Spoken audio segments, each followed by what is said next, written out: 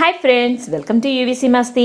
అటు చూడు అనే రఘువరన్ గారంటే అటు చూడు బే అంటూ రజనీకాంత్ గారు అంటారు. ఈ డైలాగ్ సోషల్ మీడియాలో ఇప్పటికీ బాగా ట్రెండ్ అవుతూనే ఉంది. భాష సినిమాలో ఈ డైలాగ్ ఉండే సీన్లో రజనీకాంత్, రఘువరన్ ఇద్దరు పోటీపడి మరీ నటించారు. ఈ ఒక్క సినిమానే కాదు, శివ లాంటి ఇంకా ఎన్నో సినిమాల్లో ఆయన నటించి విలనిజానికి కొత్త అర్థం చెప్పారు. పెద్ద పెద్ద డైలాగులు ఏమీ లేకుండా బేస్ వాయిస్తో ఇంకా ఎక్స్ప్రెషన్స్తో చాలా కూల్గా విలనిజాన్ని చూపేవారు ఆయన. తరువాత కాలంలో క్యారెక్టర్ ఆర్టిస్ట్ గాను మంచి పేరు తెచ్చుకున్నారు రఘువరన్ గారు. కానీ ఆయన వ్యక్తిగత జీవితం మాత్రం చాలా విషాదకరంగా ముగిసింది. తాగుడు, డ్రగ్స్, ఓ ప్రముఖ హీరోయిన్తో లవ్ బ్రేకప్, భార్యతో విడాకులు, ఇలా ఎన్నో రకాల విషాదాలతో ఆయన జీవితం ముగిసింది. ఆ వివరాలన్నీ ఈ వీడియోలో చెప్పుకుందాం. స్కిప్ చేయకుండా వీడియో చివరి వరకు చూడండి. ముందుగా రఘువరన్ గారి నేపథ్యం గురించి తెలుసుకుందాం. ఈయన పూర్తి పేరు రఘువరన్ వేలాయుధం. కేరళలోని కొల్లెన్కూడులో ఒక మలయాళీ ఫ్యామిలీలో 1958 డిసెంబర్లో జన్మించారు. తండ్రి పేరు వేలాయుధం నాయక్, తల్లి పేరు కస్తూరి. ఇతనికి ఒక తమ్ముడు, ఇద్దరు చెల్లెళ్ళు కూడా ఉన్నారు. రఘువరన్ గారి నాన్నగారు ఒక టిఫిన్ షాప్ ని రన్ చేస్తూ ఫ్యామిలీని పోషించేవాడు. అప్పట్లో కేరళలో మత మార్పిడులు బాగా జరిగేవి. అది ఇష్టం లేక రఘువరన్ తండ్రి కూడా తన ఫ్యామిలీని తీసుకుని తమిళనాడులోని కోయంబత్తూర్కి వలస వచ్చాడు. అక్కడ ఆర్థికంగా బాగా ఇబ్బందులు ఎదురయ్యాయి. అక్కడ ఎవరైతే క్రిస్టియన్ మతానికి కన్వర్ట్ అవుతారో వారి పిల్లల ఎడ్యుకేషన్తో పాటు కుటుంబానికి ఆర్థిక సహాయం కూడా చేసేవారు. ఇక చేసేదేమీ లేక రఘువరన్ ఫ్యామిలీ మొత్తం క్రిస్టియన్ మతానికి కన్వర్ట్ అవ్వడం జరిగింది. అలా అక్కడే ఓ క్రిస్టియన్ స్కూల్లో చదువుకుంటూ మ్యూజిక్ కూడా బాగా నేర్చుకున్నారు రఘువరన్. మ్యూజిక్ మీద ఇంట్రెస్ట్ తో సొంతంగా ఓ మ్యూజిక్ బ్యాండ్ ని తన ఫ్రెండ్స్ తో కలిసి స్టార్ట్ చేశాడు. తన టీచర్ సహాయంతో 10th పూర్తవగానే లండన్ లోని ట్రినిటీ మ్యూజియం కాలేజ్ లో కూడా జాయిన్ అయ్యారు. అక్కడ 2 years కోర్స్ ని పూర్తి చేసి మ్యూజిక్ డైరెక్టర్ అవ్వాలని అనుకున్నారు.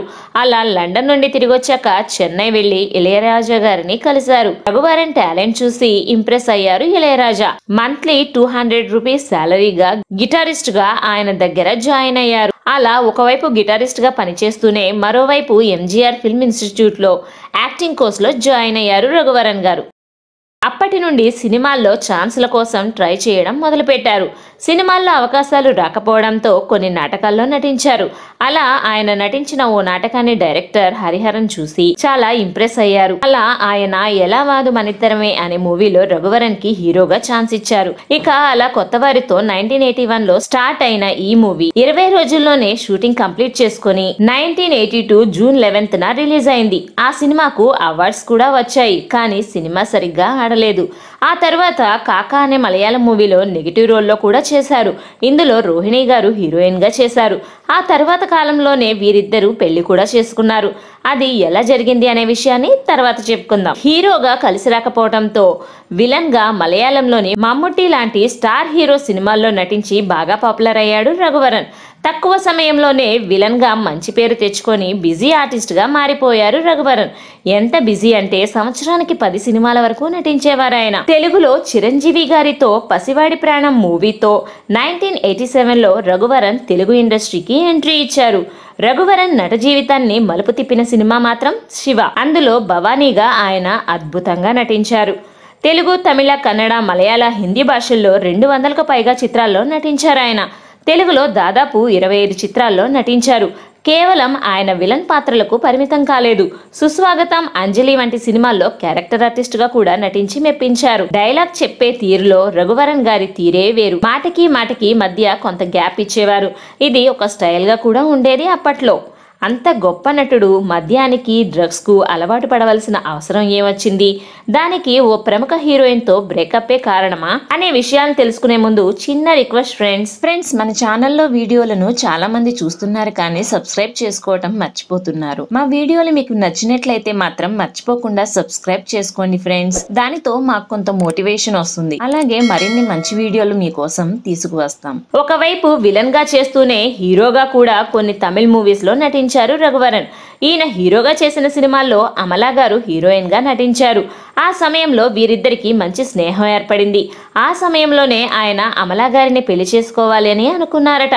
ఈ వార్త అప్పట్లో తమిళ పత్రికల్లో కూడా చక్కర్లు కొట్టింది. ఆ తరువాత అమలా, రఘువరన్ ఇద్దరు తమిళ్తో పాటు తెలుగు సినిమాల్లో కూడా నటించేవారు. నాగార్జున గారి చిన్నబాబు సినిమాలో అమలా గారు హీరోయిన్ గా చేశారు. అయితే అమలా గారు నాగార్జున గారితో ప్రేమలో పడి పెళ్లి వరకు వెళ్లారు. అలాగే శివ సినిమాలో అమలా గారు హీరోయిన్ గా చేస్తే రఘువరన్ గారు విలన్ గా చేశారు. అమలా నాగార్జున గారి విషయం తెలుసుకున్న రఘువరన్ గారు చాలా అప్సెట్ అయ్యారు. ఆ బాధలోనే ఆయన మందుకు అలవాటు పడ్డారు. ఇదిలా ఉంటే రఘువరన్ రోహిణి గారు ఇద్దరూ కలిసి కొన్ని సినిమాల్లో నటించారు. ఆ సమయంలో రఘువరన్ గారికి రోహిణి గారు దగ్గరయ్యారు. అలా 1996లో వీళ్ళిద్దరూ పెళ్లి చేసుకున్నారు. పెళ్లి తర్వాత రఘువరన్ తాగుడు ఆపలేదు. తనకి ఓ బిడ్డ పుడితేనైనా రఘువరన్ మారుతాడేమో అనే ఆశతో 1998లో రిషి అనే అబ్బాయికి జన్మనిచ్చింది. కానీ అప్పటికి కూడా రఘువరన్ బిహేవియర్లో ఏమాత్రం మార్పు రాలేదు. దానికి తోడు డ్రగ్స్ అఫైర్స్ కూడా మొదలు పెట్టడంతో భరించలేక రోహిణి పెళ్లైన 8 ఏళ్లకే భర్త నుండి 2004లో విడాకులు తీసుకుని సెపరేట్ అయ్యారు. ఆ సమయంలో అడ్డు చెప్పే తన భార్య కూడా లేకపోవడంతో మద్యానికి మరింతగా బానిసగా మారారు. తాగేసి షూటింగ్స్కి వెళ్లేవారు. అక్కడున్న టీం వారితో చీటికిమాటికి గొడవలు చేస్తూ న్యూసెన్స్ చేస్తూ ఉండేవారు. అదే సమయంలో కొత్త నటుడు ప్రకాష్ రాజ్ గారికి రఘువరన్ చేయాల్సిన పాత్రలు ఇచ్చేవారు దర్శక నిర్మాతలు. దాంతో రఘువరన్ గారి కెరీర్ కు బ్రేక్ పడింది. దానికి తోడు తన కొడుకు తన దగ్గర లేడు అనే బాధ ఒకవైపు, అనారోగ్యం, ఇవన్నీ రఘువరన్ గారిని చుట్టుముట్టాయి. చివరకు ఆయన ఎలా చనిపోయారు అనే విషయాన్ని తెలుసుకునే ముందు ఈ వీడియో నచ్చినట్లయితే మర్చిపోకుండా ఓ లైక్ ఇవ్వండి ఫ్రెండ్స్. ఇచ్చారా? Thank you friends.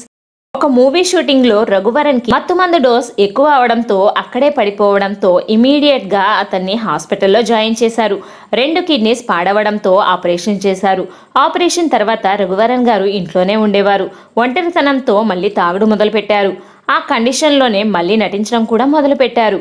2008 మార్చి 18న కందస్వామి అనే మూవీలో నటిస్తున్నప్పుడు హెల్త్ మళ్ళీ సీరియస్ అవడంతో హాస్పిటల్లో జాయిన్ చేశారు. ఆ తర్వాత రోజు అంటే 2008 మార్చి 19న హార్ట్అటాక్ వచ్చి రఘువరన్ గారు తన 49వ ఏట అందరినీ వదిలి వెళ్లిపోయారు. రఘువరన్ గారు ఒకే ఒక్కడు మూవీకి గాను తమిళనాడు స్టేట్ అవార్డు అందుకున్నారు. ఆయన చనిపోయిన తర్వాత రోహిణి గారు ఆయన రికార్డ్ చేసిన పాటలు అన్ని క్యాప్చర్ చేసి రఘువరన్ ఏ మ్యూజికల్ జర్నీ అనే ఆల్బమ్ ని రజనీకాంత్ గారి చేతుల మీదుగా రిలీజ్ చేశారు. రోహిణి గారు భర్త నుండి విడిపోయాక మళ్ళీ పెళ్లి చేసుకోకుండా తన కొడుకుతోనే ఉంటున్నారు. That's all for this video friends. Raghuvaran గారు నటించిన సినిమాల్లో మీకు బాగా ఇష్టమైన సినిమా ఏదో కామెంట్స్ లో మాకు తెలియజేయండి. ఈ వీడియో మీద మీ అభిప్రాయాన్ని కూడా కామెంట్స్ లో తెలియజేయండి. Thanks for watching friends. జై హింద్.